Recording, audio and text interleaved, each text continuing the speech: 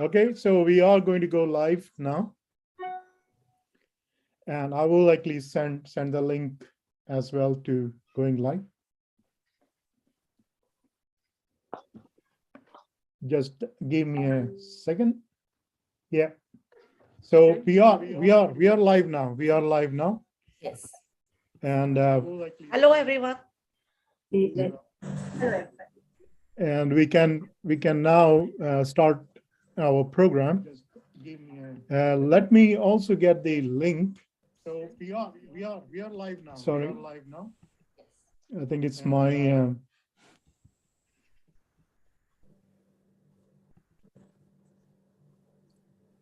Chetna's video is not on. Yeah, Chetna, can you get your video on, please? Yeah. I just did it, sir. Okay. One sec. Yeah. Can someone go on the YouTube and see if you can actually share the link onto the Facebook?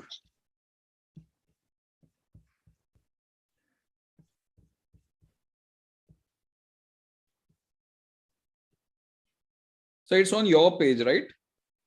It is on my page. Yeah. Just I'll do that. Yeah. Thank you. I got the page, but I don't know how I won't be able to do it fast. Yeah, doing it. I'm doing it. Yeah. Not a problem. Okay, so I put it on Game Changers e-Gurus. And no, our Facebook group, the anesthetist. Yeah, I'll do that there as well. Yeah, you just put it as a new post, Yes, sir. saying that is a link if you want to watch the program. Yes, sir. Okay. Right. Minal, so over to you. I think it's first of all, I think a happy Republic Day to everyone. Yes. Happy Republic Day. Happy Republic Day. And today is been an auspicious day. I think it's also auspicious for us as well, since we are launching our Freelancers Handbook, a culmination of, I think, hard work over the last almost a year now. I think we've been working on it almost a year on this. It's not an easy job, but we made it in the end. And obviously, this is the first edition. With the feedback we get, we will be able to actually make it better. So today's host, the lady is Minal, and she's going to take us through the whole program. Over to you, Minal. Thank you, sir. Am I audible? Yep. All right. A very good evening to everybody who has joined us today, not only on Facebook, but also on YouTube. And a very happy 73rd Republic Day to all of you. So today, we have met on a very opulent occasion. I am Dr. Meenal Chauhan Mendurata. I am practicing as a freelancer anesthesiologist in Roorkee, which is a very small city in Uttarakhand. I welcome all the fellow co-authors here, the editor, Dr. Shiv, Dr. Vivek, who has written the preface for the book, and everybody else who has encouraged us in this endeavor.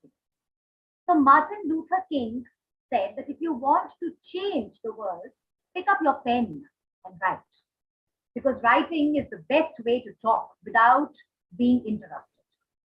We as freelancers, we are a very special community amongst the anesthesiologists. We face a lot of challenges where the entire world or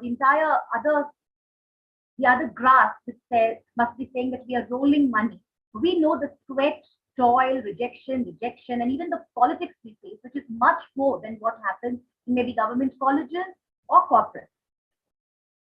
Now they say that if you are not willing to take the risk, if you are not willing to risk the unusual, you will have to settle for the ordinary. And we as freelancers are nothing less than extraordinary. We are independent, we are passionate, we are focused.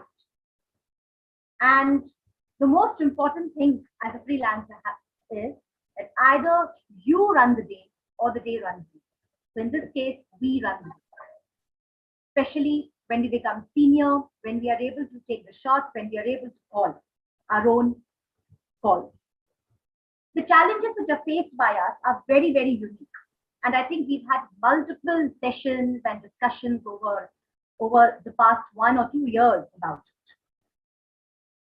We are put in extreme difficult situations, working in restricted environments, from rapport building to self-advertising, from soft skills to genuine friends, from betrayal. We see it all. Before I prod on any further, I would like to dedicate a small hymn, I would say. I would say that this hymn is for humanity. It is about a true human. A true human is one who feels the pain of others, who removes misery, and is never arrogant. So let's worship humanity in its totality, and not just a single God, but let's worship humanity. I will share screen for a picture.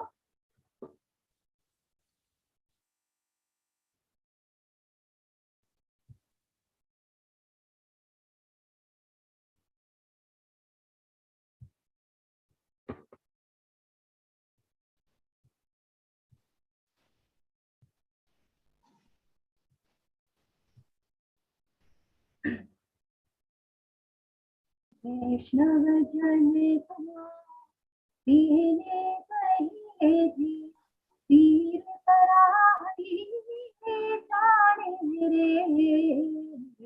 वैष्णव जन को दीने कहिए जी, पीर पराई जाने रे।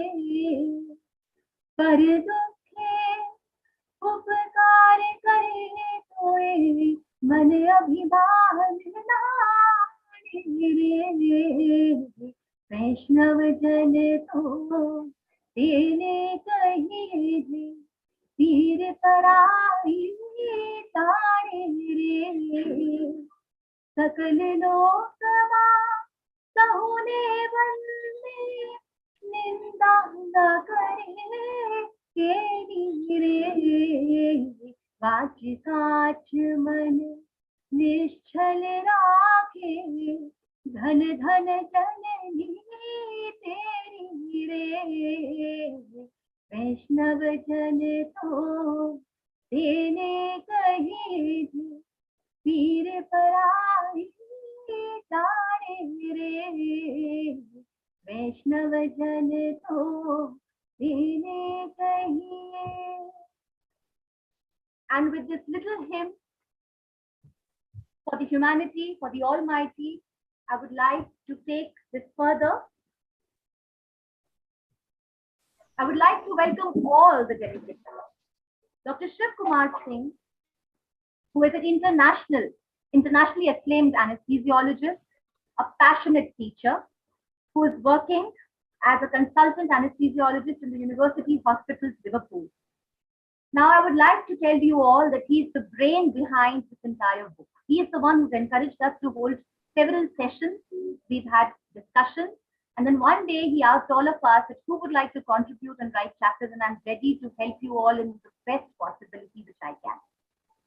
So, sir, my first question to you is, what really prompted you, because you're working in a very secure, good environment there and, in Liverpool, obviously, what prompted you to think about us and come out with this book?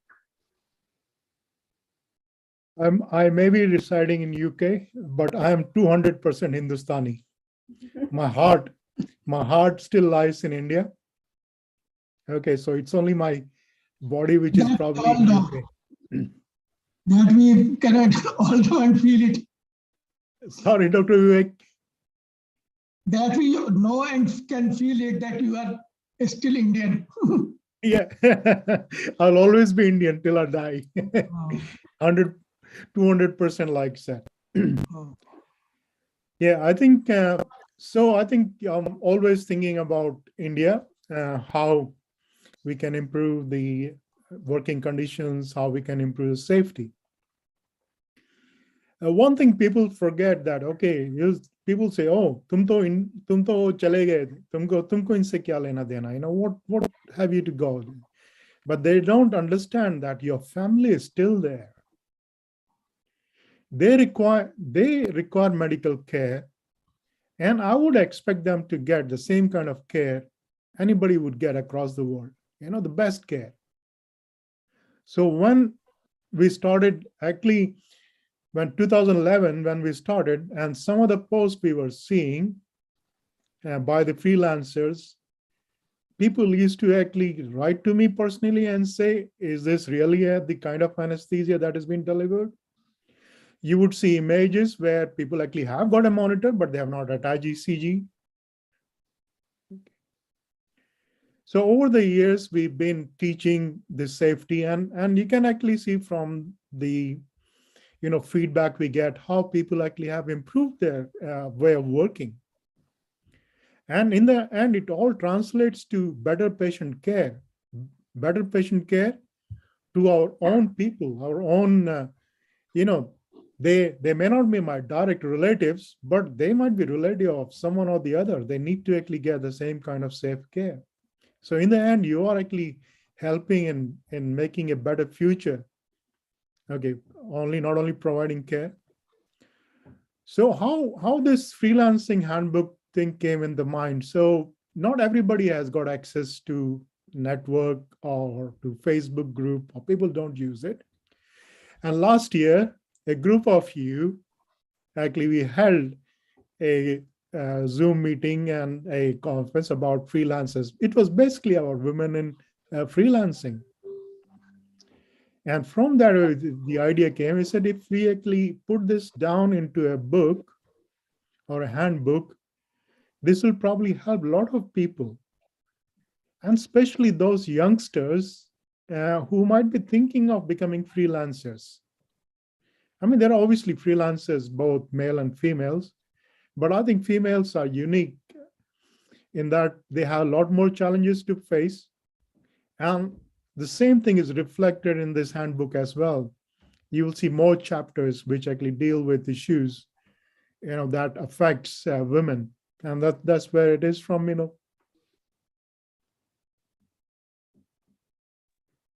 sir. So coming to the logo, we have a beautiful logo as sir has already mentioned. Yeah. The logo is of a flamingo which stands on one leg, and it's been completely designed by him. It's his brainchild. He left it to us to basically decipher what it meant. And I will give my two points about it, and then I will ask sir to explain more about it.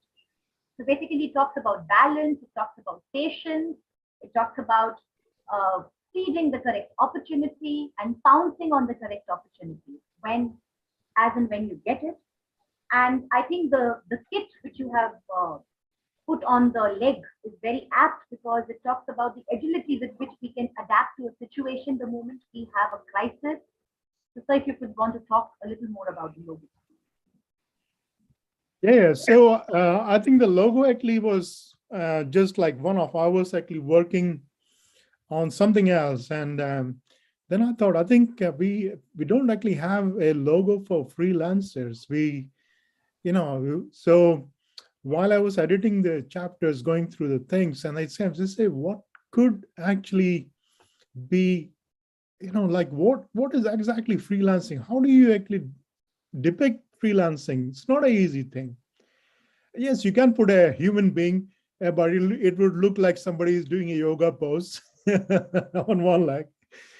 So then I looked at it and said, what is something which is so patience, waits with some patience? And there are two birds, actually. One is stroke and the other is flamingo. Flamingo is actually obviously more colorful. Okay. Stroke is pure, no doubt. Okay. But as somebody actually said, also in the Hindu mythology or in literature, it says Bagla Bhagat, someone who is, but that is not what freelancers are.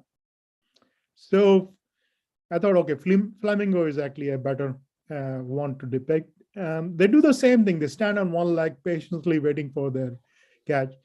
But that does not mean that they are waiting for the opportunity, but that's how it is for freelancers. the work come to them. They don't actually go say mere ko kaam de do, mere ko kaam de do, mere ko kaam de do. Okay, they actually wait very patiently, and that also requires sincerity. It requires focus. Okay, you're always ever evolving. Okay. So that was the reason why the bird was chosen. That on the body of the bird is a sign of less is more. I think that is one of the things which I actually learned through the years. So I have never actually worked in a private setup. I've never worked even in a small hospital, leave alone freelancing. A lot of things which I actually have learned is actually from what has been told on the Facebook, our Facebook group. And over the time, we realized that this is a group of doctors who are actually working, giving more with the least amount of resources. I mean, the kind of resources, this is not only for freelancers, but also actually for the doctors who work in the rural setups. And in the end, you see the outcomes are probably no different from what somebody in a big corporate hospital would actually get. Patients are not dying.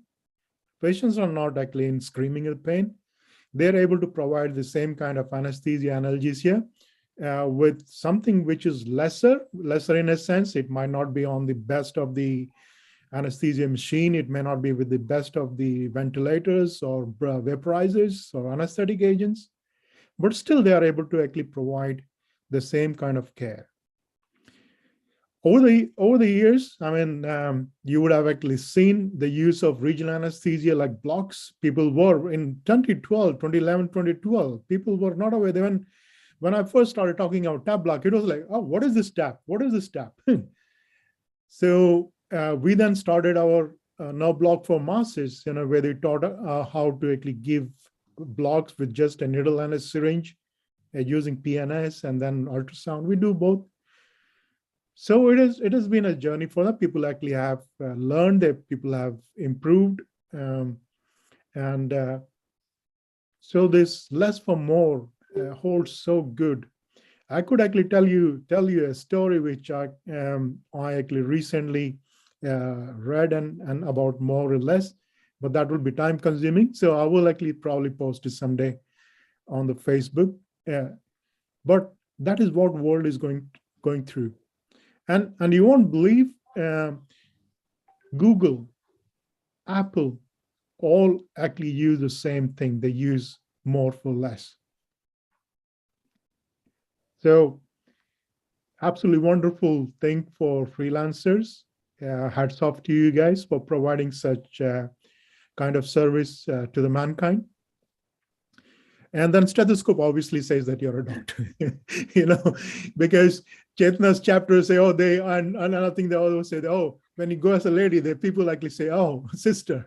So you need to be identified as a doctor. So that's why the stethoscope around it. You've already talked about the kit, Meenal. The kit basically is something which you carry because you do not know. You get called to a nursing home or a small hospital you have never been to, you don't know what the facilities are there. So you have to be prepared. I think that has got the basics thing, and that is there in one of the chapters. Anshul and I think Chetna, or it is Chitra, two of you who have authored that chapter in which we talk about the anesthesia kit, the drugs, and the other stuff. So I think I tried to actually involve everything I could actually think of after reading all the chapters you have written. So it is all from your knowledge, which I have put into a picture. Right, sir. That is very enlightening, actually. Basically, that is why you are Dr. Shiv, world famous, because you can do lateral thinking. And thank you for actually infusing us with that infectious energy. So I think I would request all of you, we would go ahead with individual introductions after this, but I would request all of you to please get hold of that copy so that we can go in for the launch. And sir, I would like to play some music. I don't know if it's going to play, so I can, do I just share screen or how do I play it?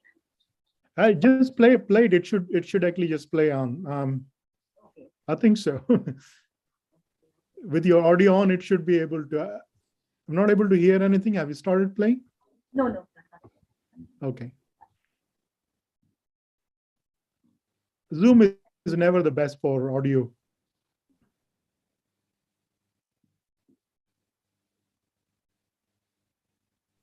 Can you hear it, sir? No, just increase the volume if you can on your computer. If it is. Yeah, it's maximum. No. No. No. So then probably it's not going to work. Yeah, on the mobile, maybe from the mobile. Okay. You might Okay. play from the mobile. It might actually. Only thing that it might cause reverberation, but it's okay. It's fine. And Okay. we're not actually doing an academic lecture, so it's okay. Yeah, I was going to say the same. Can try from mobile. Okay, Yeah. ma'am. I'll just do that. But just Sorry, Anshul, you're saying something?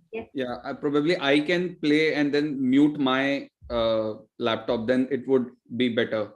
Yeah. Because you if can she do is that. talking and she is playing, then it will reverberate. Hey, yeah. Sure, Do you know what sure. music you're going to And play? you can play any nice motivational music, whatever. Just go on YouTube.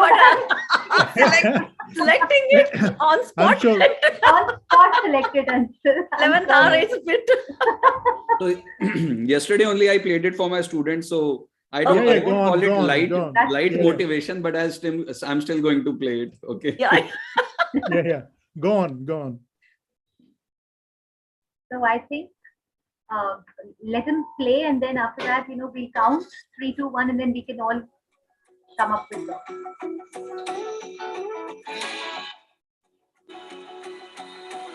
Yeah, this is perfect. Okay, so we'll go. So I'll do this. 3, 2, 1, and there we go. So here we are all with the book. Thank you to Dr. Steph, to Dr. Vivek Gupta for basically the reason behind this book, and to all the authors.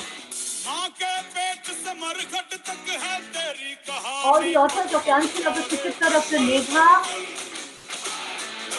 Dr. Chetna, Dr. Vasanthi. Sorry. Yeah, it has actually been a dangle for Shifter, He has been after us. You have not edited the chapters, you have not written. Please do it. Sir, thanks to you. Okay, Anshul, we can stop the music. I think, yeah. Thank you, Anshul. No, I think I need to thank everyone for agreeing to actually write the chapters. When we started off, everybody was given the opportunity. It was, like I said, I didn't choose. It was you people choosing yourself. I didn't choose you. You chose yourself to write the chapters. Everybody was given the opportunity to pen down. And and there we go. I think the framework was set, and here we are. Maybe later on, we will actually have some more additions to the chapters. We can always edit it. Yeah. Over to you, Minal, again. Can I say something? Yes, Sure, yes, ma'am. Suchitra. Can I say something, host? Yeah. Yes, sir. Absolutely, Yes, ma'am, absolutely. Am I audible? Yeah. Yeah, I Yes, just wanted to say that when we started writing the book, it was like a black and white movie. But afterwards, with your touches of colorful pictures, it became a beautiful East One color movie. So thank you very much for that. True. I was expecting you guys to actually do some artwork. So in the end, I mean, I like designing that. Dr. Vivek knows I like designing. So after seeing your editing and the compilation, I think we need now a book by you to teach us how to do that. True. Yes, true. It's Yes, From definitely. anesthesia, we are going to move to the anesthetist and designer society.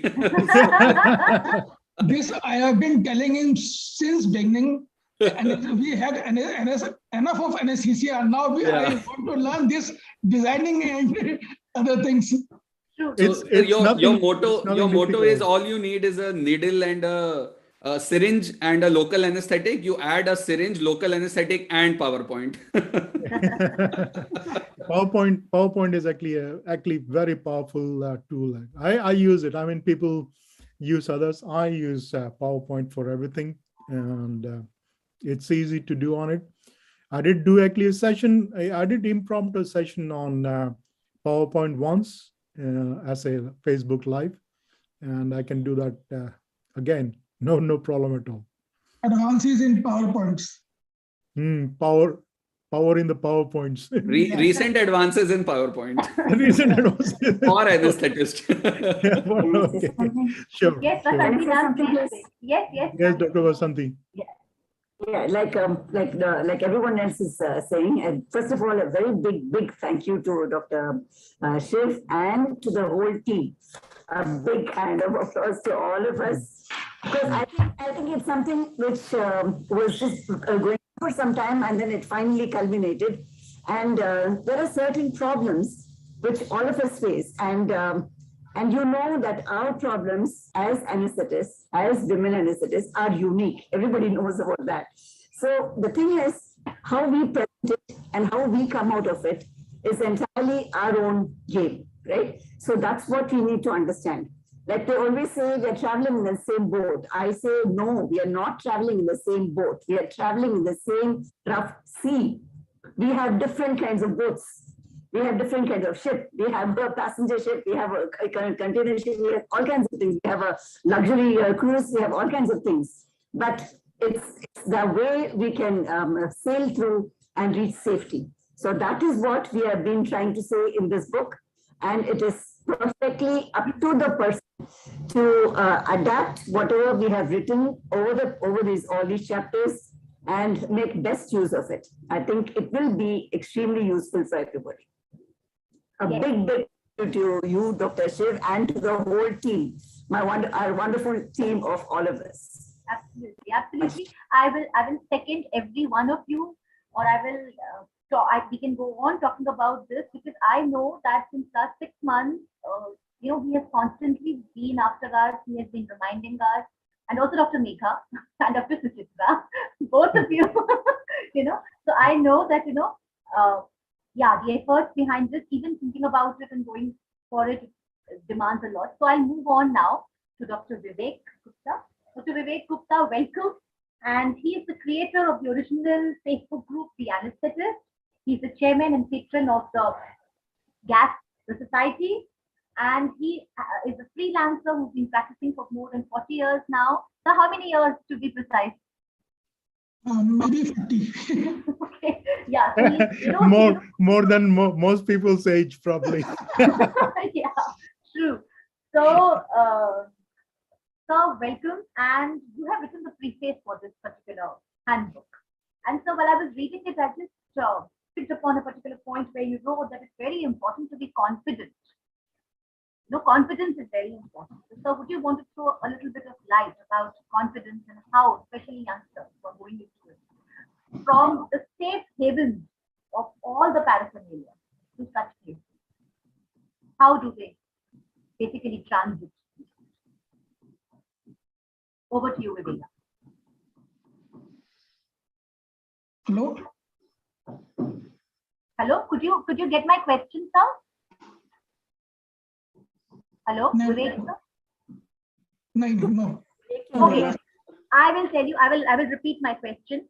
आपने जो preface लिखा है sir, उस preface में आपने बहुत अच्छा एक शब्द use किया है. You've used the word that we all should be confident. Yeah, हमको that is confidence very- होना चाहिए. Yes. Yeah. So if you could speak a little more about that confidence. Yeah, actually, I started my anesthesia practice around 40 years back, when there were no hospitals. There were only small nursing homes having no anesthesia machine, no anesthesia equipment. I used to carry my equipments, oxygen cylinders, and anesthesia in my car. But I was always confident about myself that I can give the anesthesia. And I know some of my colleagues at that time, those who were not confident, they were always shaky and then could never pick up the anesthesia practice. And eventually they were out. But my anesthesia practice was very good. I was the right to tell you, I started my practice in Rohini, Pitampura, and every nursing home which was started, I was the first anesthetist to design their OT, to give anesthesia.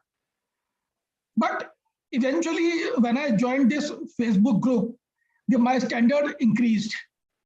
And what happened, I started giving safe anesthesia. And I started insisting on monitors and ECG, etc. And eventually I was out because the junior anesthetists, they were saying, नहीं हम तो ऐसे ही करा देंगे, हमको इन सब की जरूरत नहीं है. मैंने कहा वो कराते हैं कराओ, but मैं ECG लगाऊंगा, सब कुछ करूंगा, नहीं है तो I will not come. And eventually I switched over to corporate things. Thank you, sir. That is quite an insight. But sir, do you think that before beginning freelancing, I would use the word,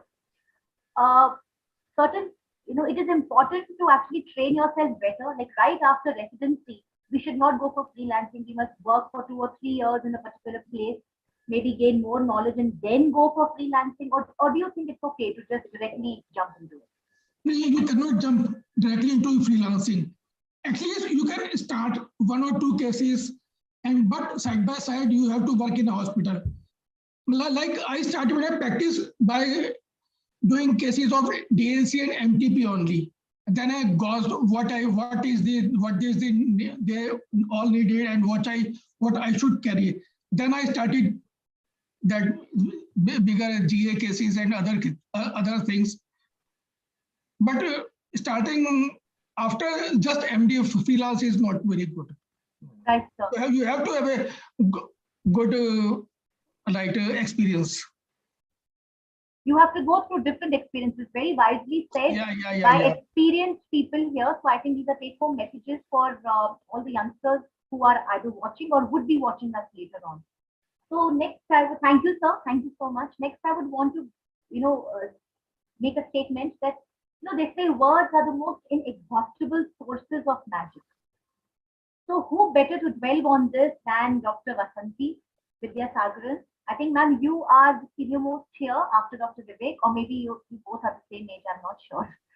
So, but ma'am, don't reveal your age. Women never reveal their age. Minal, I'm not able to follow your question very well because your voice is breaking. Oh, okay. Okay, I'll be a little slow, ma'am. So I want to just ask you that, you have authored a lot of books on anesthesia. You have given a lot of chapters. And you have written a chapter in this book which talks about learning new skills, right? So would you want to talk a little bit about learning new skills? Exactly. Yeah. Just like Dr. Vivek Gupta, I've also been in this field for nearly 4 decades, a little over 4 decades. So you can definitely guess my age. So no issues. No, ma'am, please don't tell your age. We women are always young. Yeah, we also started off with, actually, even in the nursing homes, we never even had a Venflon. We never had an intracat. We used to have needles. We used to have broad needles. Only with the needle, we used to give even the IV fluids. So that's the way, and boy left machine. That's the way we started off. But as the time goes by, and whenever newer things come in, we need to upgrade ourselves. We need to know what is happening around the world. For the sake of it, just because we have been doing that for so many years, because this is a topic which keeps coming all the time, because in the hospitals, especially smaller nursing homes and smaller hospitals, they do not purchase anesthesia equipments very happily. They have their own restrictions, they have their own limitations, and then they will have enough money to buy a laparoscopy, but they'll never buy a ETCO2 monitor. So that is a usual thing that happens everywhere. So it's up to us, without losing your temper, without losing your posture, your composure. Without that, you go and tell, without losing all that, you go and tell them. So this is the way it has to be for the safety of the patient. And if you prove yourself and say it can be done, it can be done. So I have worked in all the hospitals. I have worked in service, I have worked in corporate hospitals, I have worked in small nursing homes, big hospitals, everywhere. I have worked in all the places, and we know there is a difference. But the priority that I keep wherever we go is the safety of the patient. And when we want something, you ask for it. It's not that it will not be given at all. And there will be a few confrontations, a few little here and there, but it really doesn't matter. So many times it has happened that there was once, I must tell you this anecdote, that they went for colonoscopy in a place where nothing will be there. Okay, nothing, not even a source of oxygen. And continuously, people have been giving propofol and ketamine and whatever sedation for colonoscopy. So when I went there, I said, "Where is the suction apparatus?" He said, "What suction apparatus?" I said, "Okay, you're doing a colonoscopy. I need to have a suction apparatus." Then I said, "Where is the oxygen source?" So I said, "What oxygen source?" Those boys were really angry with me because I kept asking for one after the other. So invariably it all came, because the patient had to have the colonoscopy done. So everything came. The machine came, the oxygen source came, the suction apparatus came, and the propofol came, and it went very smoothly without any issues. So the next day, the regular anesthetist who goes there calls me up and says, "Thank you so much, madam. Because you came, all this was done. Otherwise, I've been asking this for so many years. They just didn't give it to me." So, and that particular patient was a VIP, so they just couldn't refuse me or the equipment that I was asking. So things like this will happen. So it's up to us to be very, very consistent about whatever we want, and we will have it done. Right, ma'am. Yes, absolutely, ma'am. Thank you. But I would also want to ask you, because you've been into practice for such a long time, how difficult is it for the nursing home owners to change their habits? And how persistent are we supposed to be in that? Because I work at a place, or I have worked in quite a few places where there are a lot of things missing there. Even the basic defibrillator is also missing. So, how much should be given as anesthesia? That's what I would like to ask.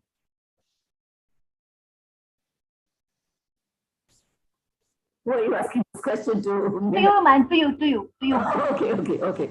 So the defibrillation, regarding the defibrillator and all that, invariably it will not be there. In the smaller nursing homes, it will not be there. But if you are doing a high-risk case in that particular hospital, you must make sure that it is available at the nearest available hospital at least. You call them and tell them that we are doing this particular case, we might require it, so keep it ready. So don't call them at the last minute and say, "This is a cardiac arrest, your BF is happening, so please come." Actually, we don't even have the monitors. Only when the arrest happens, we will know whether it is a cardiac arrest, and then whether it's a arrest which can be defibrillated or not, itself we won't know. Okay, it's like that kind of a situation. So you call up the hospital closest to that nursing home and say, "We are doing this high-risk case here." We cannot refuse every high-risk case and send them to all the tertiary centers. It is not possible also. So we should be able to judge for ourselves whether we will be able to take up those patients in that particular hospital. So, but definitely in Chennai, like I practice in Chennai basically, and here we have everything around, like within the city, within 1 or 2 kilometers of the thing, we have the smallest of nursing homes, we have the tertiary care centers, we have everything around. And it's very easy to, and they're very friendly. People are generally very, and it's easy to talk to them and get whatever we want at any particular time. And the drugs and everything else, we carry certain things. We carry certain things with us. Like we have it in our book. We have the all the equipments and other things that we can carry in our kits. We have it in our book itself. So that should take care of that. We do have those problems. Right, ma'am. So, grazing on from you, I would like to, because what you said, it reminds me of good communication, good relationships with people, to keep the door open always. So then I would want to talk about soft skills here. Soft skills has become the call of the day. And they say that these are really not soft skills. These are extremely learnable skills. To have a bit of empathy, to have a bit of discipline. It only makes you outstanding in the way you practice. And who better than Dr. Suchitra Nikam, who is a freelancer anesthesiologist working in Pune for the past 30 years. She has spent a chapter on this in the book. So I would like ma'am to talk a little bit about the soft skills, ma'am. Actually, if I go on talking about soft skills, this time won't be enough. Everything is mentioned in the book, in the chapter. It has been given like A to Z of soft skills. Just wanted to say that I have just tried to put it to A to Z, but that also indicates that you have to develop yourself in such a way that you should be complete. You in your knowledge also, in your skills also, and whatever technical skills you possess. So just try and be complete. And communication is the key in freelancing or anywhere. Communication is the key. You have to communicate with each other, with the surgeons, with the fellow anesthesiologists, and try to overcome the whatever hindrances you are getting into. So ma'am, most of these places you must have noticed a lot of times we get snubbed. We get snubbed by various people. You know, we get spoken to rudely by various people, be it the surgeon, be it the technician. How do you deal with it, ma'am? What should be, you know, the mantra? Yeah. So in freelancing, just expect that nothing is up to the mark. That is the first thing. You go prepared with because most of the times we see the patient on table. I know it is wrong, but there is no other way. Most of the times we see the patient on table. So we just get on the phone call that we are going to do such and such surgery. At the most, we get in short the medical history and the age of the patient and what is the procedure. But many a times there are many surprises when we see the patient then and there.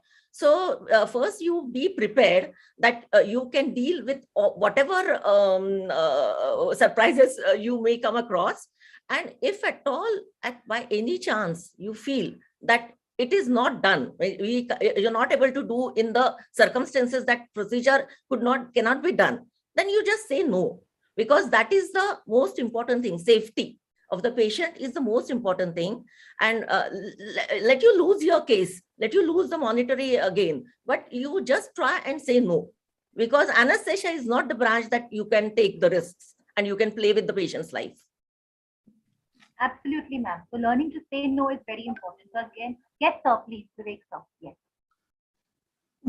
Some of the anesthetists, they like to address like my surgeon, my gynecologist. And in my experience, you should never get emotionally attached to any surgeon, any gynecologist, because at the first instance, they will change you. Absolutely, sir. Wise words, not wiser than anybody, really wise words. So, Chitra ma'am, to continue with this, I would like to ask you another thing that, you know, when, as you know, when you spoke about being able to say no. So do you think it is brave to say no? And we are actually extremely, we as freelancer community, we are actually very brave people, you know, for doing a lot of things which, you know, which we are not able to, you know, get. We don't have the gap. Yeah. I didn't get you exactly. Is it brave to say no? What is it very brave to say no at the cost of losing money, at the cost of losing relations, at the cost of, you know, somebody else tramping over us? Because, you know, nowadays, you know, ma'am, if I'm charging say 2,000 to somebody else who can easily come for 1,500, and all that happens, that is very rampant, at least in India, in small places, so it's very rampant. So do you think it's okay to say no and not think about it?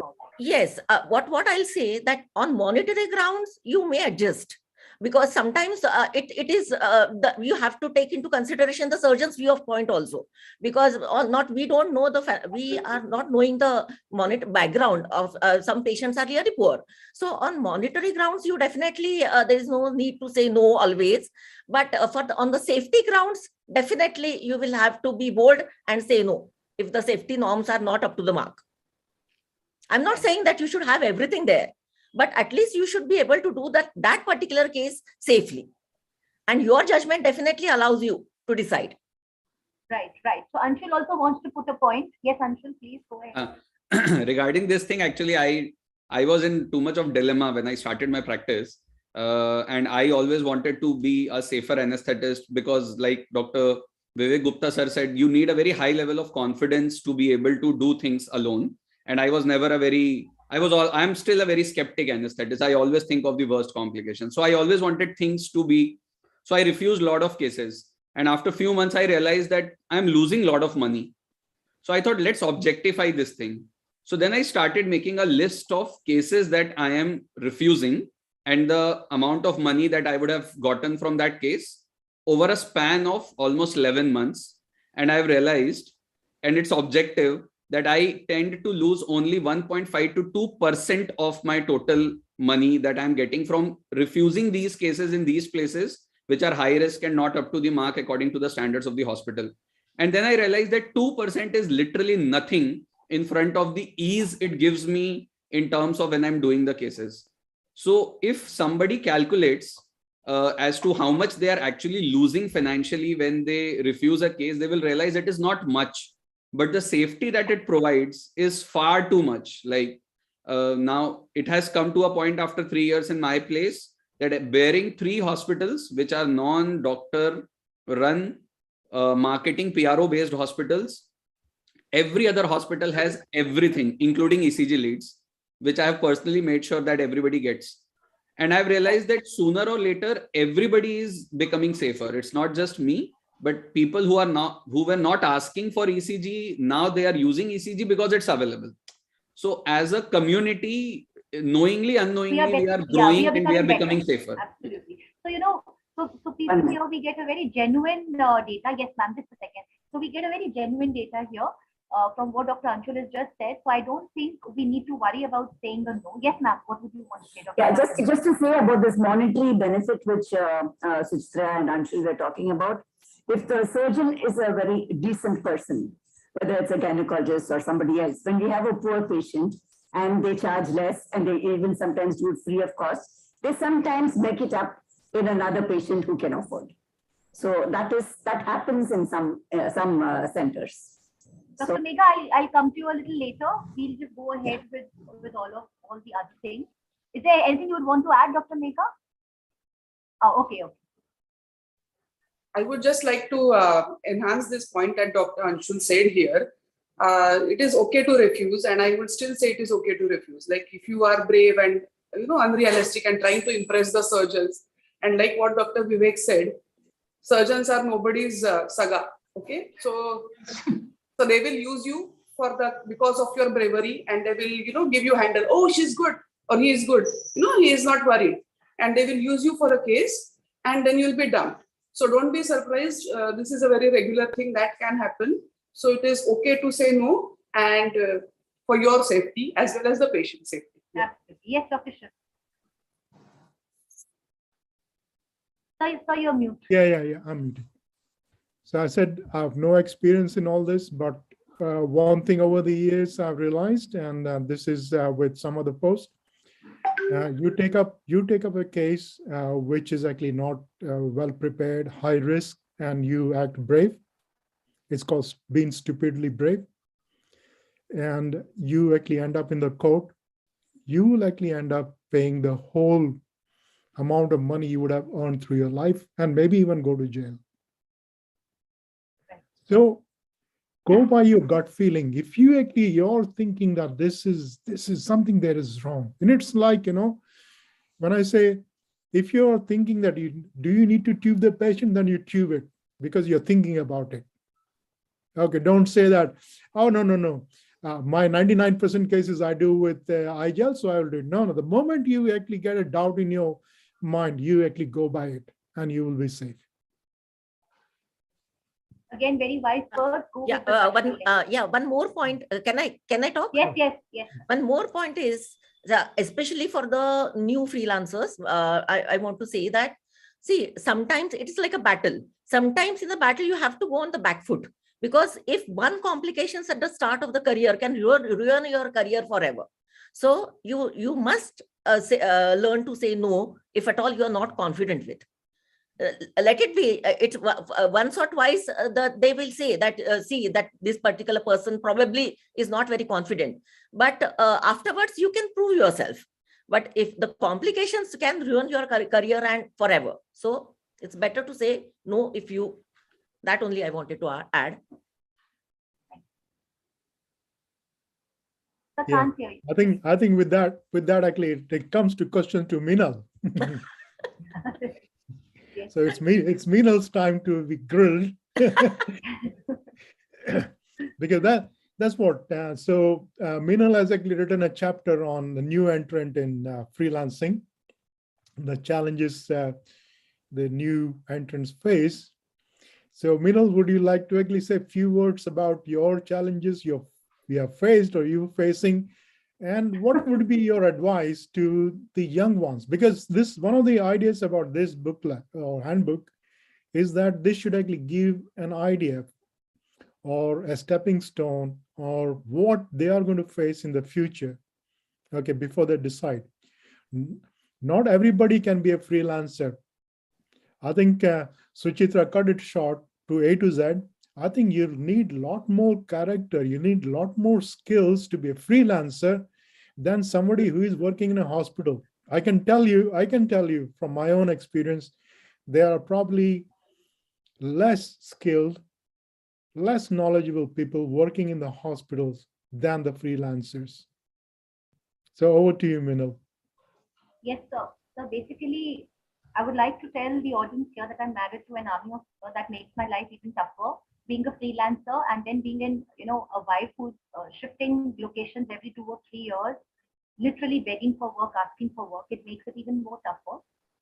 And but what I realized, because I have also worked in a government setup, in a medical college, and a corporate setup, and then I started freelancing. So as I actually followed what Dr. Vivek Gupta said. I was not a very confident freelancer initially. That's the reason I wanted to experience everything else before getting into freelancing. So with the minimum apparatus, I would say, which is available, because all of us are so used to working with central oxygen supplies and all the paraphernalia. Now, one thing is, firstly, if you really want to freelance, I would like to say to people here, then it's important to break from your comfort zone. And if you want to break from your comfort zone, it's important to plan. Planning is very important. To plan, to think how you will go about it. And we have amazing chapters which are written in this book. And that's the reason it's important to go through every single chapter. There's a chapter written by Dr. Chetna and Dr. Anshul about the kit. So I made all of those things important. I had my own kit. I started working. Initially, I got myself attached to certain freelancers. I went and saw how they are working on those basic boil machines, which I did not know how to use. I did not know how to use a Halo thing because I was always working with an ISO keyboard or even a desk fluid in big centers. So I started knowing I had to read about working with Halo things because I have no option. I had to learn about a lot of other things, maybe, a blind nasal intubation. And then there's one thing which was very necessary was I learned about cricothyroidomy, the scalpel cricothyroidomy, because I thought that that's something, if something happens if I don't have any other access and I'm all alone. That's the most basic which I need to do. So these things, I just kept on working on certain skills and then I jumped into freelancing. Now, the chapter is very elaborate and I would request all of you to please read about it. But another thing is to work on your emotional intelligence, which I would like to talk about here. Very important because, as Anshul also rightfully said, that a lot of us are very worried about the money part initially when we are just freelancing. And trust me, I used to get maybe 2 cases a week.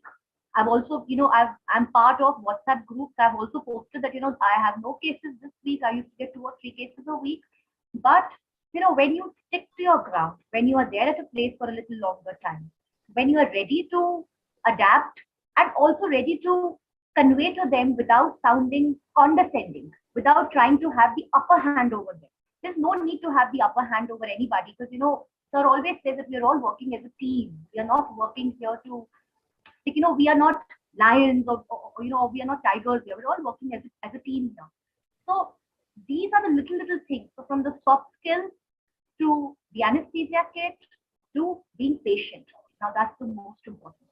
So when you go there and when you're all alone and say an LMA is not working and the patient starts bleeding and then you have to, put a tube and you also don't have an assistant along with you. or maybe a very untrained assistant. You have to keep your patience. If you think that the vitals are fine, the SpO2 is fine. I used to get very jittery initially. Now this slowly, with every case, you come back home and you analyze and you super analyze and you think and you talk to your seniors and you ask them what better I could have done. And nothing better than posting your cases on the anesthetic group. Because what I have seen, yes, there are lots of people who also try to tell me that this is wrong or this is right. Why did you do this? But that's okay. That's absolutely fine, because I think from every comment that people make, you learn something or the other. That, oh, maybe yes, I could have done this better, or maybe. So it's not. You should not take these things too personally. And the problem comes when you don't share. The problem comes when you don't want to learn. The problem comes when we think, oh, we know it all. Of course, I'm following this regime. I can do an ovum pickup with just this and this. Because just the other day, I heard somebody wanting to do an ovum pickup. Normally, if you read the literature, ovum pickup is being done with thiamidaz and the fentanyl and the propofol. They don't even use midaz. But lots of people are using ketamine also. Now, I don't know how good it is. I really don't know. So you have to start thinking that मैं ये करती थी, तो क्या कुछ और better मैं कर सकती हूँ by discussing with people. And that is how you improve. And that is why I've written, it's been very tough. Initial days are very, very tough. Yes, I will say nobody welcomes you with open arms. There are seniors there. There are anesthesiologists who probably don't want you to be settled there. And rightfully so, because, I will not hold a grudge against anybody. Not everybody is, like we have certain seniors who are extremely giving, sharing, caring, talking, teaching. But then a lot of people are not like that. So it's okay. You just battle it out without, there's one thing that Sir has taught me, that which I actually followed, because I keep asking him for a little advice here and there, that talk less, listen more. So I think that is the best thing to do in these situations. Listen, there are, initially when you start freelancing, even the technicians, would want to teach you a lot of things. They would just want to go ahead and tell you anything. They just take you for granted, or they say things, वो वाला तो ऐसे नहीं करता था. आपसे नहीं होता क्या? आप कर नहीं सकते क्या? Like, this is the way they talk. But it's okay. Don't take it too hard. Just, you have to learn to sometimes laugh, be a little humorous about things. Don't be serious about everything that's happening around you. Yes, sir. So that's the way I have gone ahead with mine. Thank you, sir. I'll come to one question. This is to, I think, all of you, especially I think Dr. Vasanthi and Dr. Suchitra and Dr. Vivek, who are seniors. Do you think there should be a curriculum for people to be able to be prepared for freelancing? Because this much I can tell you, that big hospitals, teaching hospitals, will never prepare you for this. And again, if you're looking at big teaching hospitals, obviously they are not, they would want you to use sevoflurane, desflurane. Nobody's going to actually now go back and say, hello, let's use halothane, or let's use a old boils machine. But is there actually a kind of an area where we said people who can decide? I'm sure there are people who actually join anesthesia saying, I'm not going to work in a government hospital. I want to be independent from the very beginning. Should there be a curriculum for them? Dr. Vivek. I don't think you you need a separate curriculum for this. What you require in a private practice is just, if you know intubation, if you know a spinal, I think that is enough. But some of our new anesthetists, they don't know how to put cylinder into a machine. Yeah. Because they have never done it. It is all done by the technicians. So these basic skills you should learn and tell the technician that this you are doing wrong, because they will take you for granted और वो उल्टा सीधा सब कुछ करेंगे. You have to keep a good eye. Yeah. Otherwise, curriculum is not different. वो सब तो मतलब वो तो you learn by and large. I know anesthetists, those who came from the hospitals, they didn't know how to use brain circuit. Brain circuit कैसे use करते हैं? ये सिर्फ अच्छा एक सर्जन है, वो अपनी वाइफ पे इसलिए नहीं, अपनी वो उसके वाइफ एनेस्थेटिस्ट थी, अपने वाइफ से कभी केस नहीं कराता था क्योंकि उसके वाइफ को सिलेंडर चेंज करना नहीं आता था. उसको ये नहीं पता था कि ये प्रिंडेक्स सिलेंडर कितनी देर चलेगा, क्योंकि वहां पे वो तो था नहीं, सेंट्रल लाइन तो थी नहीं, उसको ये नहीं समझ में आता कि प्रिंडेक्स सिलेंडर कितनी देर चलेगा, तो इसलिए वो कराती नहीं थी. तो इसलिए थोड़ा थोड़ा you learn by doing things, otherwise no separate curriculum is required.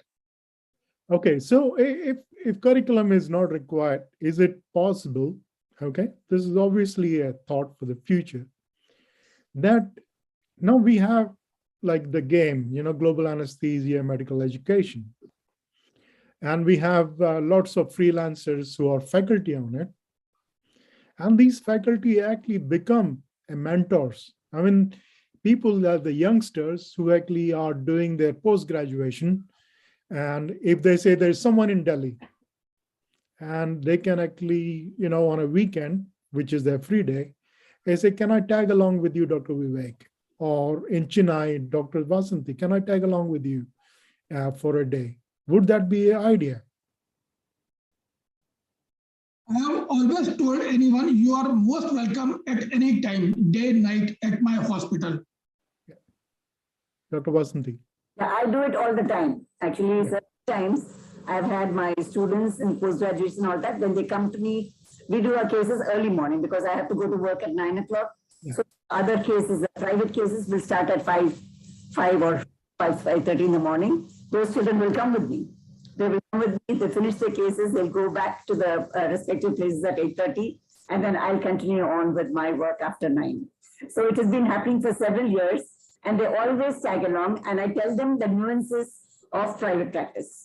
Whenever they come into, whether they're in the government setup, they're doing their learning, or the corporate hospitals doing the diplomate and national board, or whatever. Many of these students, they follow me, they come with me for private cases, and I teach them the nuances of private practice. I always tell them how it is slightly different. It's not, the basic safety is the same everywhere. Whether you're doing it in government hospital or wherever you're doing, we will never compromise on safety, but there will be certain changes, certain small changes that we will do to make sure that everything goes smoothly. I've also students coming with me. Anshul, you got your hand raised? Actually, yeah, I would want to ask a question to Dr. Anshul. Dr. Anshul, sir, may I ask him a question? Yeah. Dr. Anshul and Dr. Megha have together written a chapter about, it is the buddy system. I would want both of you to please chip in here. Yeah. So Dr. Anshul and Dr. Megha, whoever wants to take the lead, please talk about the buddy, the mentoring system. So it was actually Dr. Megha's idea. I was making it pretty mundane that whether we need it or we don't need it, but it's like something which goes seesaw. I, as a young freelancer, I obviously want to be mentored and helped by someone around me physically. I feel more safer that way, that I can call up somebody and, sir, yeah, aisa case hai, how to do it and stuff like that. So we started this discussion amongst us that it is required. It is something that should be done. But then obviously there was a counter view from Dr. Megha as a senior anesthetist and somebody who has done a lot of freelancing for 8-10 years, that it is obviously her perspective, which was also very important. So ma'am, what do you think about it? I feel that it should be there. Like everybody should, in any place, whether there are 3 anesthetists or 30 anesthetists, they should always talk amongst each other, and the young person should always be guided by a senior. See, Anshul, like I said, it's a very noble cause. Okay, but when you are new to a place, maybe you don't belong there. Like what Meenal says, she has to go from place to place. So I obviously don't know who are the seniors, who are the good seniors, who are the bad seniors. I don't even know their full names. And then how can I expect? I don't know who's the snake or who's the wonderful God. You never know. So if I happen to talk to a snake person, and then it turns out, oh, you do this, and then my first case gone. So I mean, come on. शादी तो कर ली, लेकिन अभी निभाना भी तुमको ही पड़ेगा ना. You cannot keep on. अब क्या करूं? So you have jumped into that, learn to swim. I agree. You're like go through the chapter. I think you'll have fun. So this is what Okay. we have done in this chapter. We have tried to kind of make it a discussion between two people. One a young person's perspective, another would be somebody who is little senior. And Not we have calling me tried. old enough. Oh, Like I Both said are young little people. senior. That is why I specifically mentioned little senior. Yes, yes, Can I brilliant. can I say one thing? So basically, both of you have played the devil's advocate, right? Yeah. You have tried to the pro. Yes, ma'am, please go ahead. Yeah, and one more actually point goes against of teaching or the juniors or someone in the OT itself is actually Vasanti may be doing it, and she's quite sufficiently senior. But what I do a lot of orthopedic practice. So there is always a limitation for traffic limitation in the theater. So my surgeon may not like I taking one more person with me for a teaching purpose. So that is one of the issues in freelance practice, that you can't many a times you take the decision and you can't teach. Maybe in the institute it is possible, but in small nursing homes, you have to limit the trafficking in the theater. So Right. So now, from here, I would like to take my question to Dr. Chetna. Dr. You want Chetna to wants say to say something? something. Yeah. Please. Yeah, this is in regards to the how we can perform well in freelancing.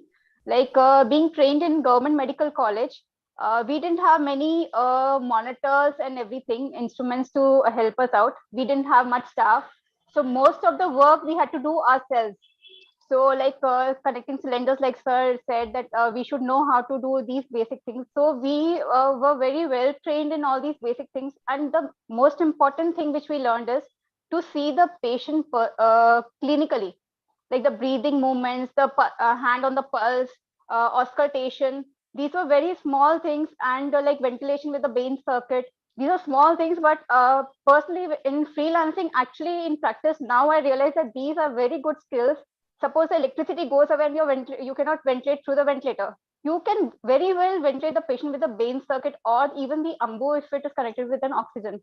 You will not go like haywire, like what has happened. If you keep your hand on the pulse without the monitor also, you can see or you can see whether the patient is getting sinus or whatever, or the respiratory whether the patient is breathing properly or not. So I think if we work in such setups in our initial life when we're learning, then we are able to manage such situations in future, even in good setups when suddenly some emergency situation happens.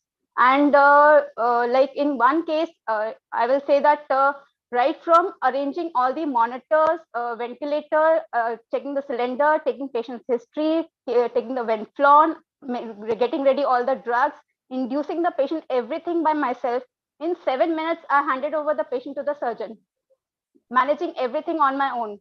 So this is something which we really need to develop, that self-dependency and confidence that we can manage everything on our own. This really helps. Okay, ma'am. Thank you so much for your input, ma'am. Thank you. Yes, sir.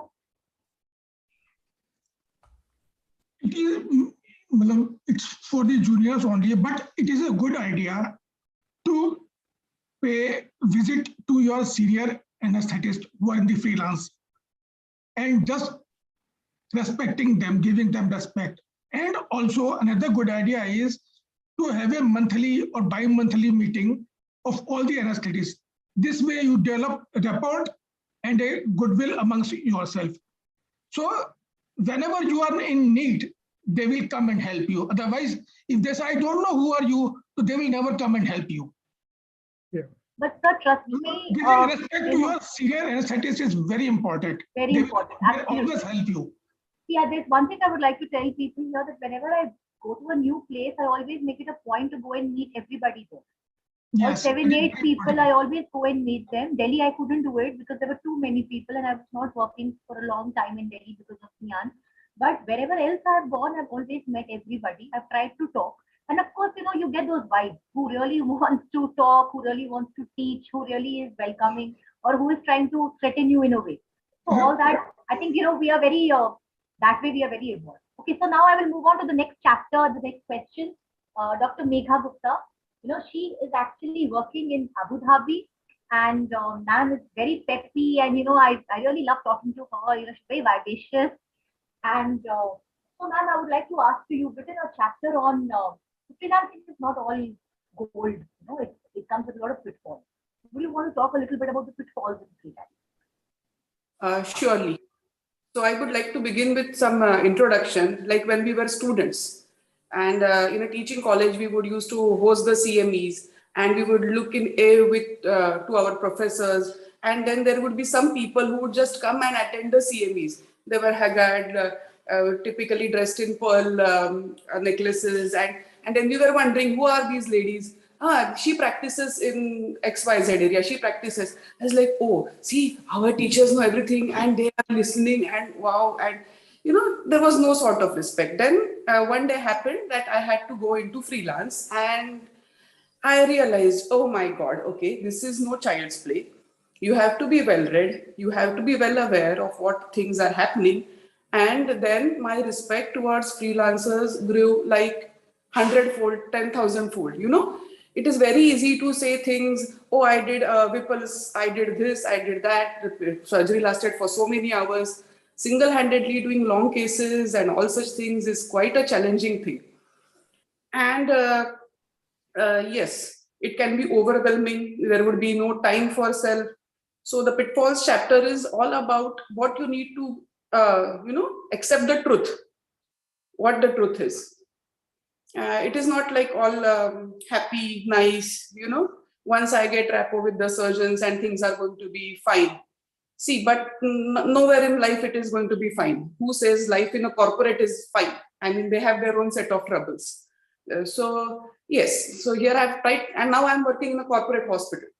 So I know pitfalls of both the places, and you should know what you are jumping into. If you are jumping into a sea, a river, a shallow pond, whatever it is. So be prepared. Don't expect things are going to be smooth. Yeah. Absolutely, ma'am. Very, very well said. Basically, we should know our limitations wherever right. we are working, right? Yeah. Anything else, ma'am, you would want to add here, or I can take the next question? Next question, please. Okay. Okay. So here I would also want to. Okay, so here I would want to talk to Dr. Chetna. She's a private practitioner who's working in Vadodara, and she's pretty well known amongst all of us. And we all know about the problems females are facing in freelancing. And Dr. Vasanti, when she started this conversation, she spoke about it in a little bit. And we have a beautiful chapter which is devoted completely to freelance. There are family responsibilities, there are safety issues, etc. But here I would like to ask you this question, ma'am. You've also penned a chapter on etiquette, personal etiquette. So how important is that in basically, I would say, avoiding nuisance at freelancing or avoiding nuisance at all these workplaces? How we should basically behave, dress, etc. So you penned a very nice chapter. If you would want to talk a little bit about it. Yeah, thank you so much, Dr. Meenal, for the introduction. I would say that first impression is sometimes the last impression.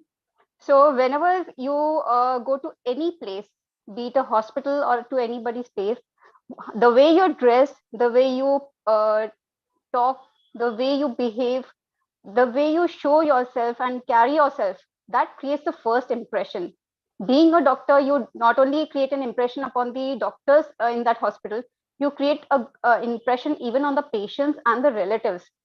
So how well you discuss with the problems of the patient, how well you discuss the details with the relatives, and how easily you discuss the case with the surgeons, that is very much important.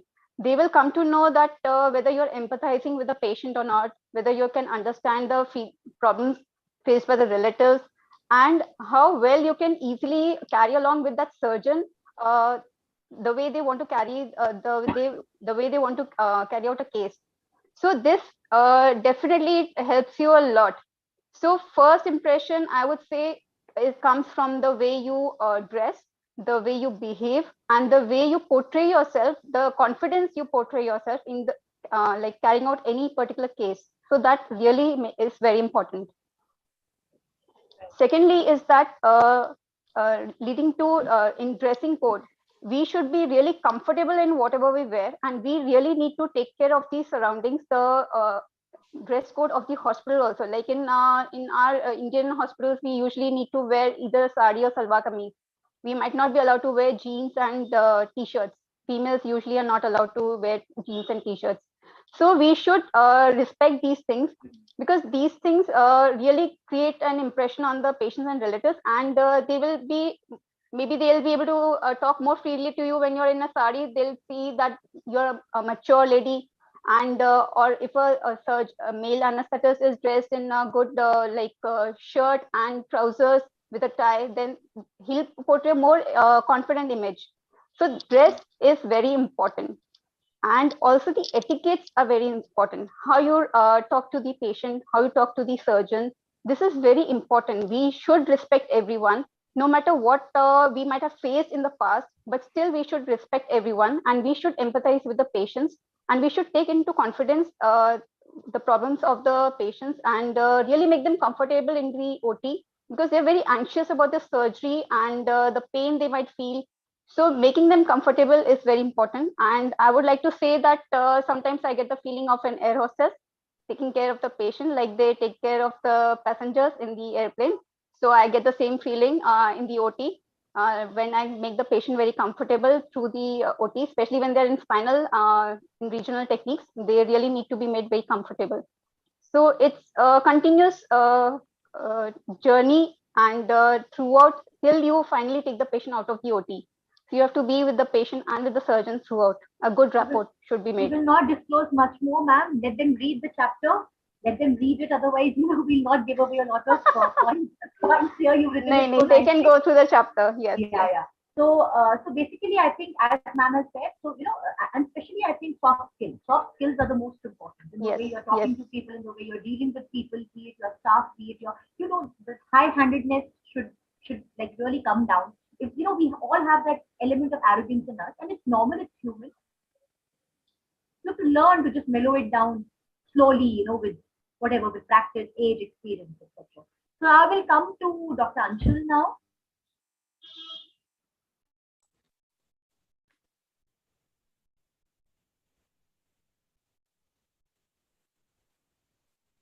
I think a video got stuck. Yeah, I think she's, I think video got frozen. We can continue with your, Yeah, chapter. so yeah, we we can talk about the finances. Yeah. Yeah, we can talk about first the Freelancers kit, which me and Chetna ma'am has written. Yeah. So I would only like to say that my funda of writing this chapter was that this is something that you want to keep, but this is definitely something that you don't need. I mean, you want to make sure that you never need to take out your kit out of your car and take it inside the hospital. So that should be the ultimate goal. But keeping that in mind, to reach that state, it needs time, patience. So what we have tried to do is that we have tried to compile a list of things which are absolutely essential, which is optional, and something which is like very, very optional.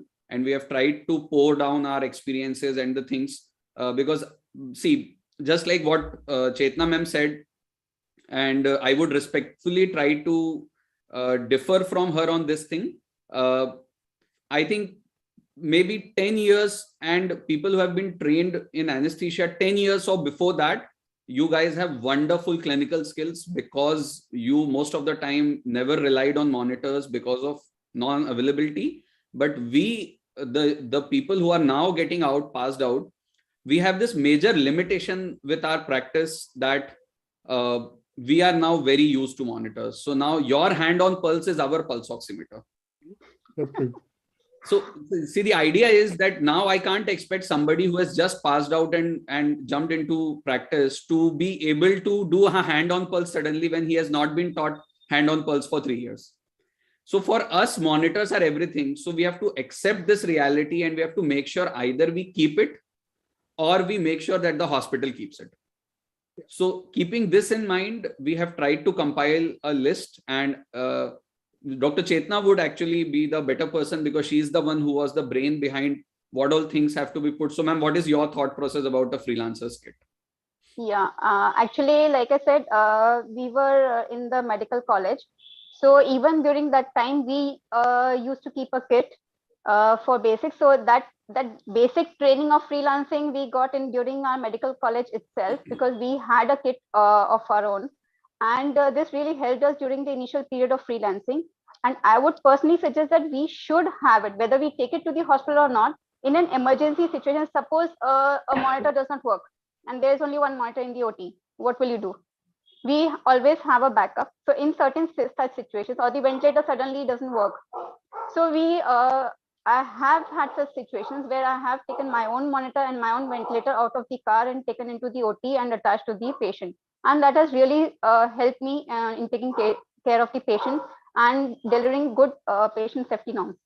So I personally believe that we should have our own things for emergency uses, definitely. And if you're going to a new place, you might not know where which injection is placed, whether they really have those injections or not, whether they really have those safety equipments or not.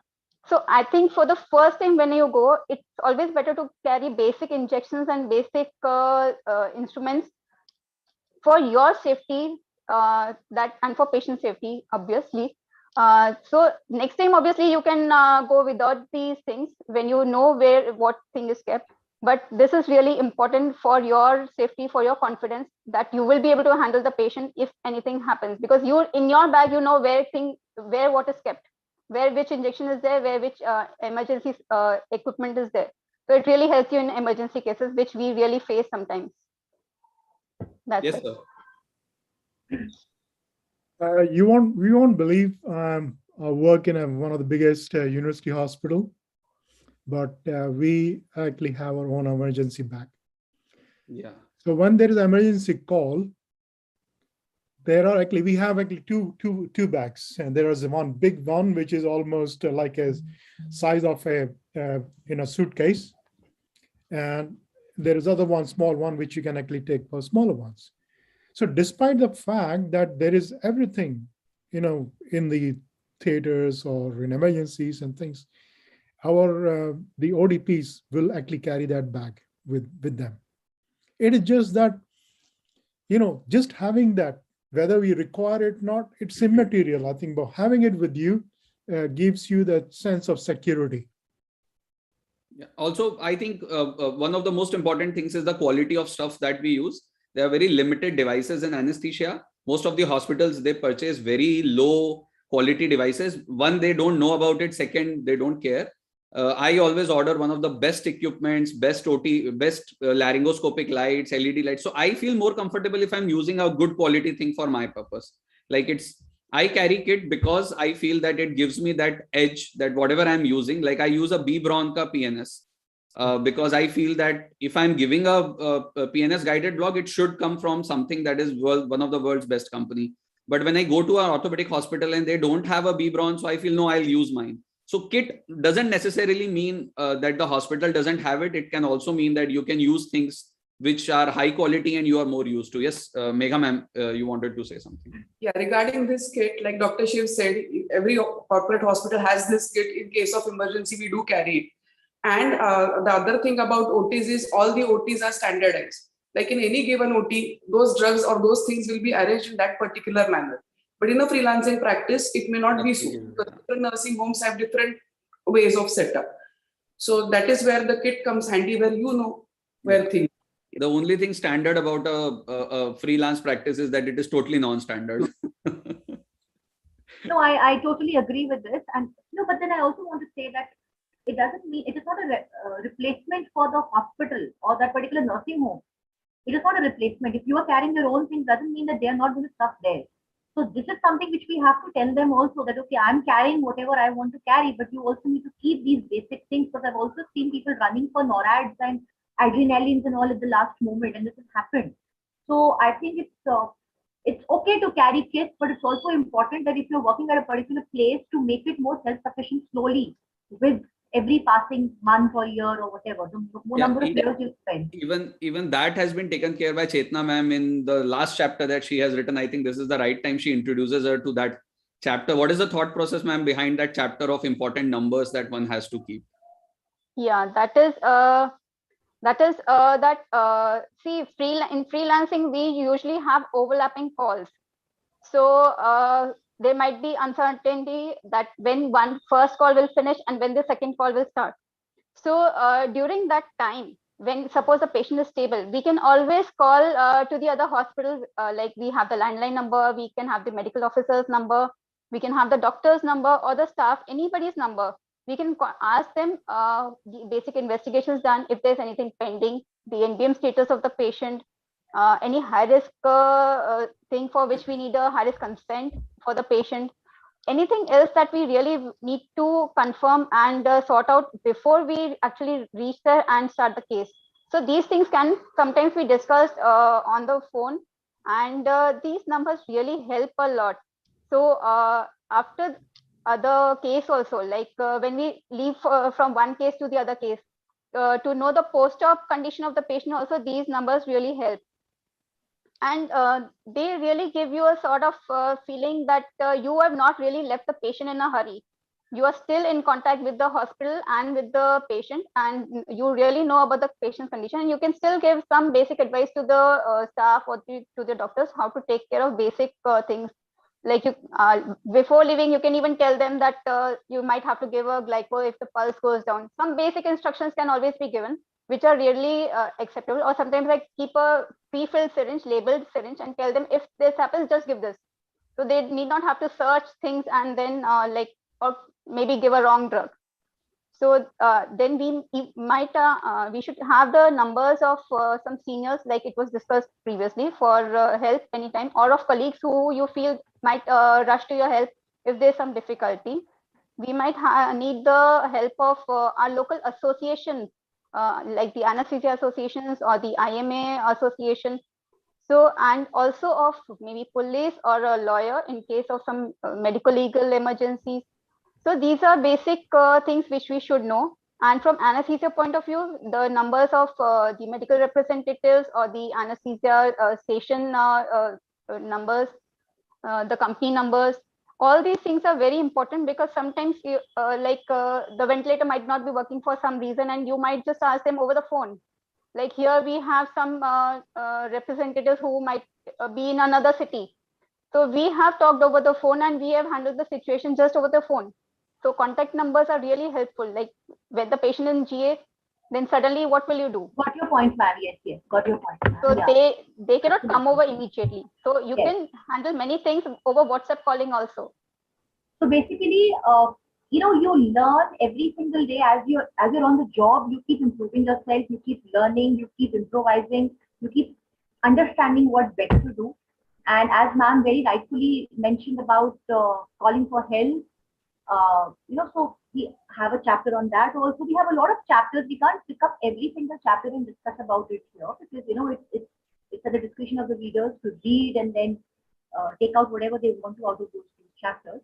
But yes, you have to learn to shed your ego. You have to be a little more, accepting of situations. So there are a lot of such little points which are written that asking for help is not bad. It is not something which you should be ashamed of. And one important aspect now, which I would want to go to, and I think we would wind up with this, is about the financial issue.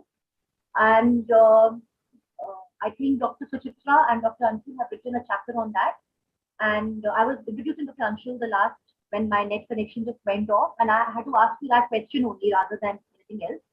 So both of you could contribute to whatever little things you would want to mention here about the financial planning in freelance. Ma'am, please you start. Suchitra, ma'am. Okay. Actually, I have tried to give whatever opportunities are there and how the financial planning should be done. But still, everyone's situation is different. Everyone's financial conditions are different. Everyone's family status is different. So we can't be here and your CA, right? So every freelancer should have the basic knowledge of the finances, how to plan it. And but if at all, if there are any sort of special problems, it's better to consult a financial advisor or expert in that, like your CA. Because we have tried to cover whatever basic things should be done, and whatever amenities are available in India, for your savings and how to invest your money. That we have tried and put in the chapter. But we can't give the details over there. That you will have to learn on your own, and you will have to ask you, because everyone's problems differ, right? Over to you, Anshul. Do you want to talk? Yeah, so my funda is very simple. Like we as doctors, and especially as anesthetists, we have conquered the unseen.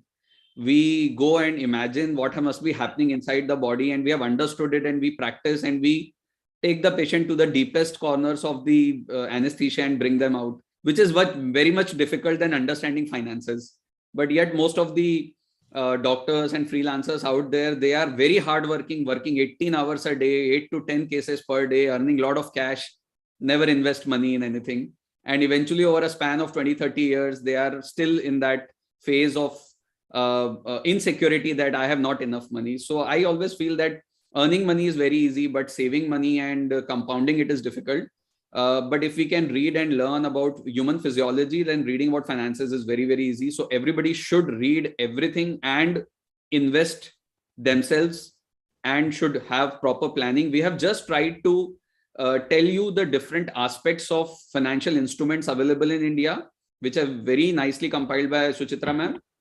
And I've only tried to outline that what all things that you need to consider while you are investing money. What are the basic formulas that are there?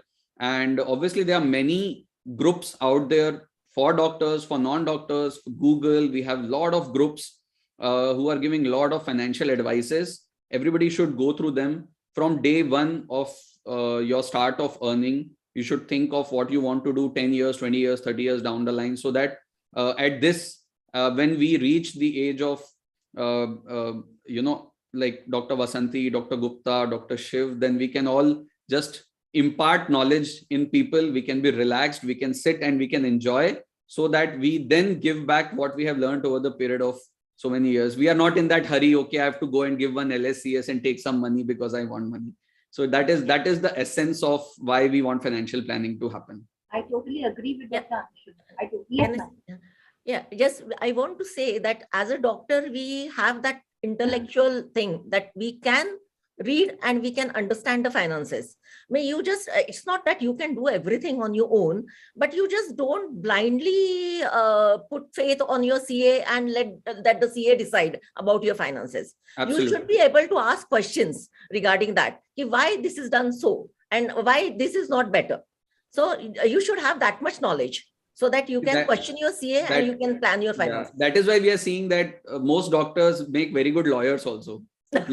See, being a lawyer is all about amassing a lot of knowledge. Right. No? Exactly. And we see all the people who have done LLB, LLM, after they have become doctor, they have become very good medical legal consultants, purely because knowledge is our power. Right. So finances is something anybody can understand. A broker is usually a 12th pass guy who has just went into that business and is doing brokering. So yes. I feel we should do it ourselves. And that was the idea, to introduce financial planning for young budding freelancers, because they usually are very hardworking people. I see them work like so much. But when I ask them ki Babu invest kiya hai, ATC mein bachaya hai, kuch kiya hai? No sir, we don't know anything about it. And you know, then I feel bad about them. They are earning a lot of money, but not planning it. Yeah, that is right. Actually, even initially they are not earning a lot. Initially when they start, they're not earning a lot. So that little amount also, if they learn how to save at the correct place and invest. Anyway, compounding in mutual funds has been told as the 8th wonder of the world. Like they've said that. And actually, yeah, people who have invested in mutual funds, I think they're able to see the gain for themselves and how important compounding is. So with this, I think there are a lot of other chapters, and we cannot, as I said, we can't go into a lot of nitty-gritties and details. So I would want to just ask everybody, and finally, then I would also say something, one last sentence or a take-home message from each one of you, starting with Dr. Vivek, about the book.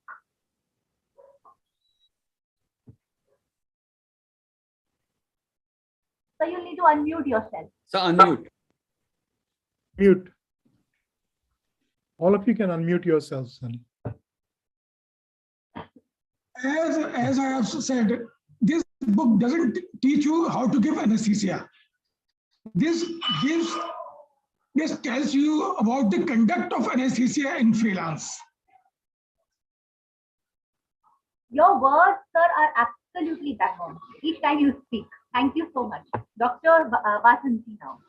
Please. Yeah, this book is mainly addressing the most common issues that a freelance anesthesia practitioner will come across.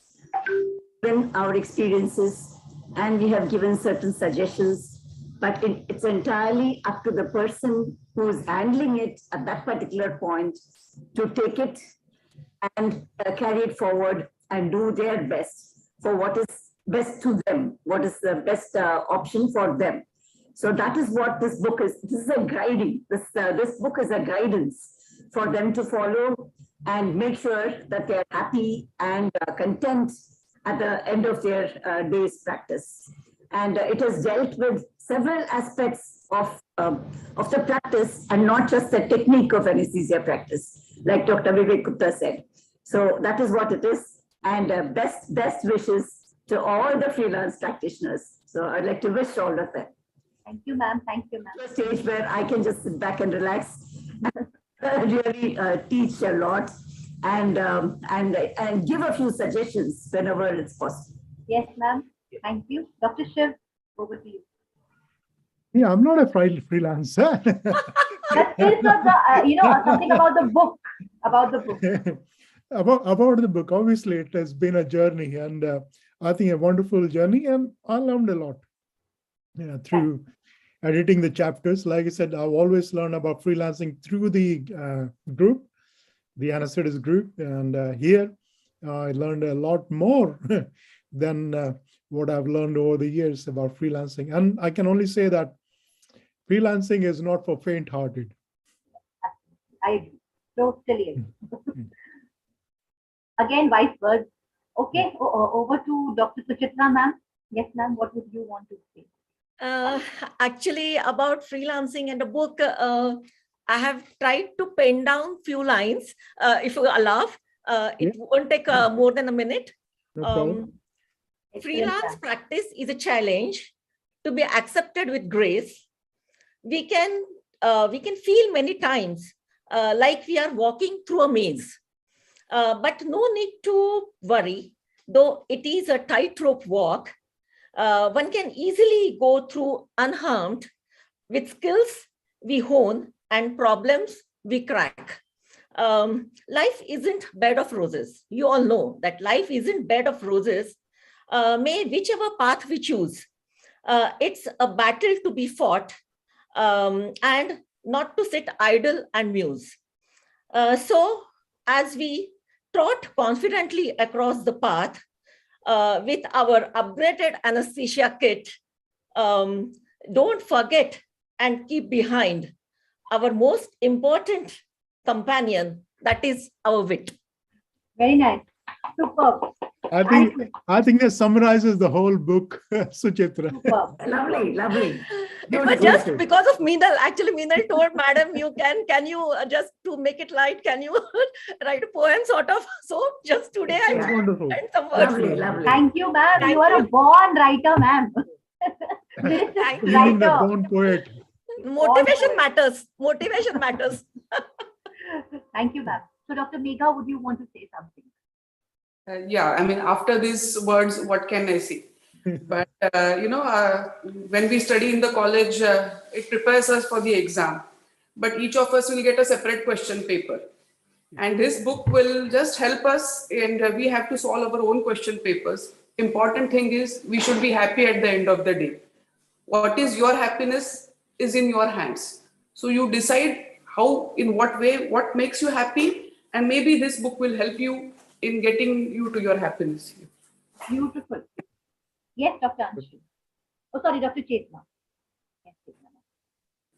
I personally would believe that we really need to be self-dependent and self-confident if we really want to pursue freelancing. And we should not worry if we have a difficult case. We should never worry if we have to take somebody's help. Taking help is not a weakness. It is really an important thing in the if we really wish to for patient safety. we all work towards patient safety. So we can take help of anyone. We should be prepared to take help of anyone whenever we require. But we should be self-dependent and self-confident in freelancing. Thank you, ma'am. Thank you. Yes, Dr. Anshul. Nothing much left for me to say actually.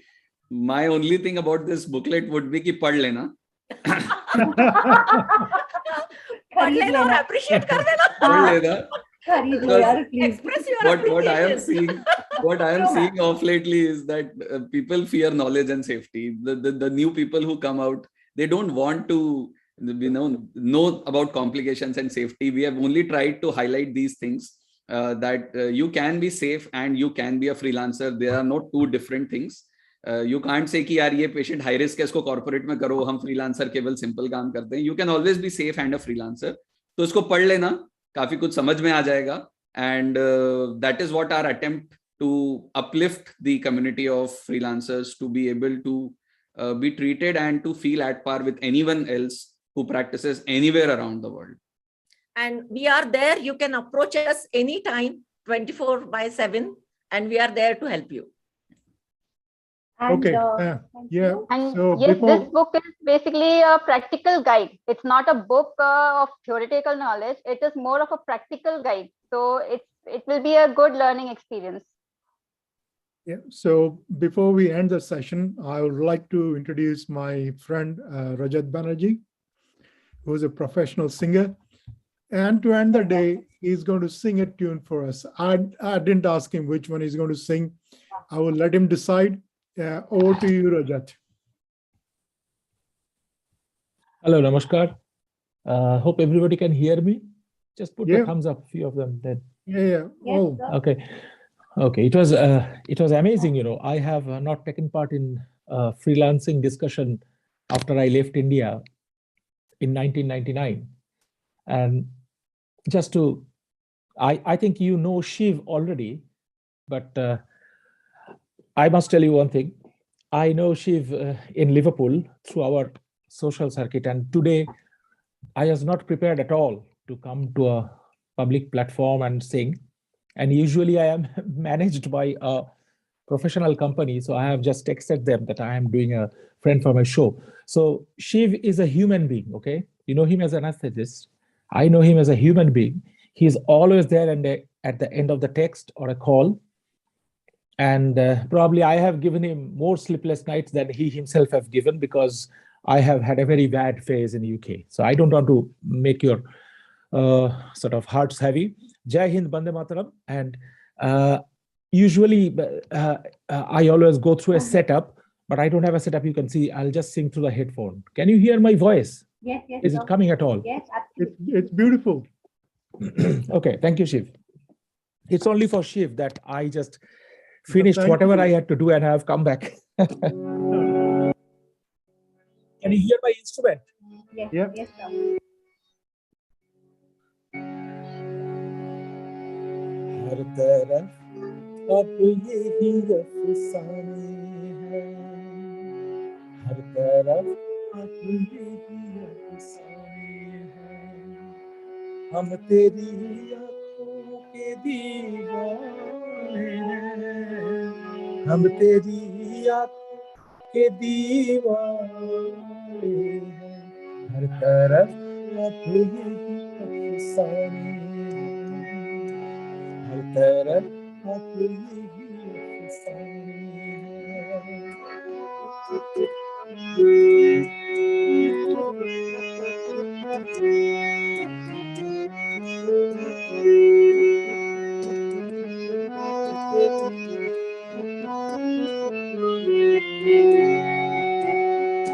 कितनी सच्चाई है इन आँखों में, होठे सी के भी हरे हो जाए, तू कभी प्यार से देख, सूखे जंगल भी हरे हो जाए, बाग बन जाए, बाग बन जाए जो वीरान, हम तेरी आंखों के दीवाने हैं, हम तेरी आंखों के दीवाने हैं, हर तरफ तेरी अफसाने हैं।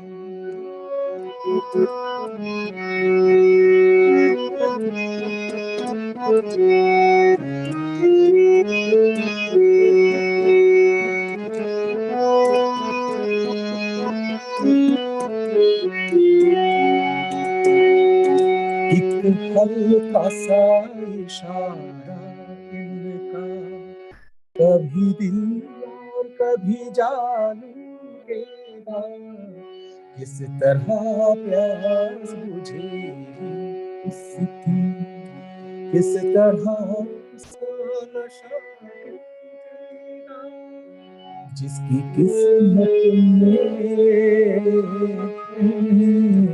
जिसकी किस्मत में ये पैराने, हम तेरी आंखों के दीवाने हैं, हम तेरी आंखों के दीवाने हैं, हर तरफ यही अफसाने हैं, हम तेरी आंखों के दीवाने हैं, हर तरफ यही अफसाने हैं, हर तरफ यही अफसाने हैं।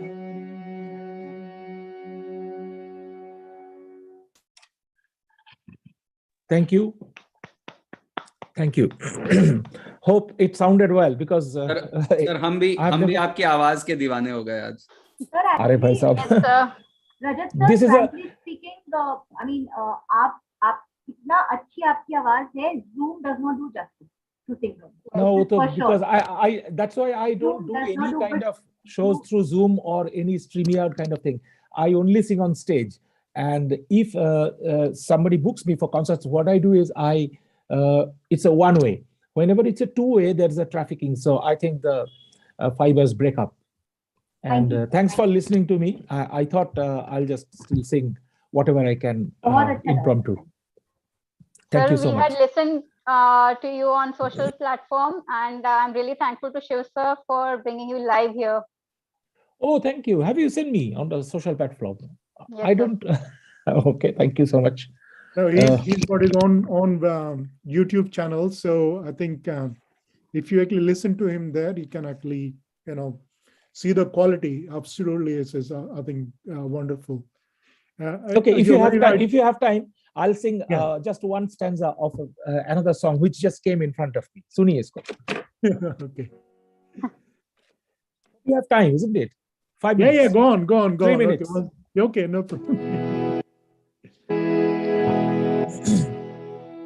कसमे वादे प्यार वफा सब बातें हैं बातों का क्या, कसमे वादे प्यार वफा सब बातें हैं बातों का क्या, कोई किसी का नहीं झूठे नाते नातों का क्या, कसमे वादे प्यार वफा सब बातें हैं बातों का क्या।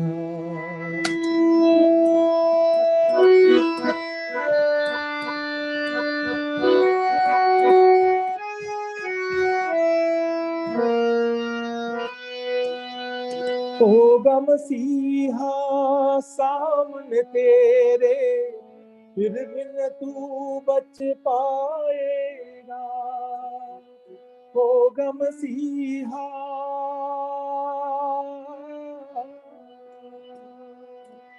होगा मसीहा सामने तेरे, फिर भी न तू बच पाएगा, तेरा अपना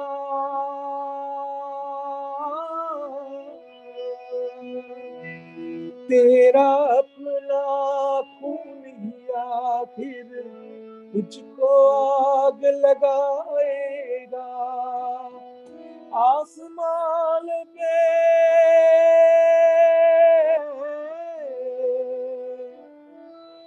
आसमान में उड़ने वाले मिट्टी में मिल जाएगा कसम वादे प्यार वफा सब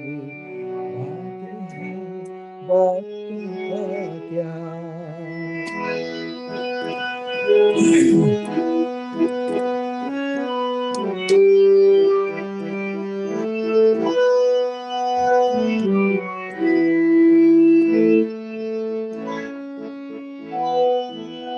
सुख में तेरे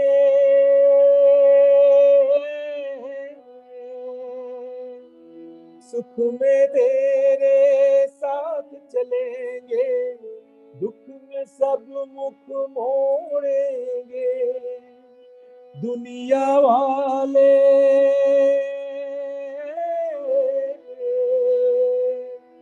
दुनिया वाले तेरे बनकर तेरा ही दिल तोड़ेंगे देते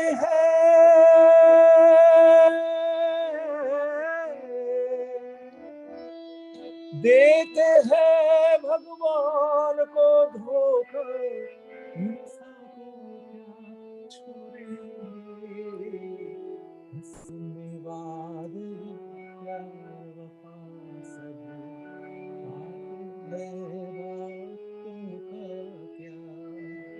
कोई किसी का नहीं झूठे नाते है नातों का क्या कसम वादे प्यार वफा सब बातें हैं बातों का क्या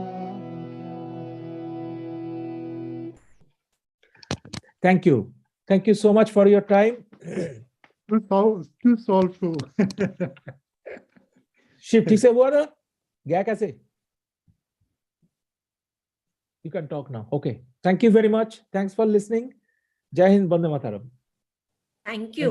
Thank you, sir. Thank you so much. Thank you. Thank you. Okay. Okay, guys, thank you so much. And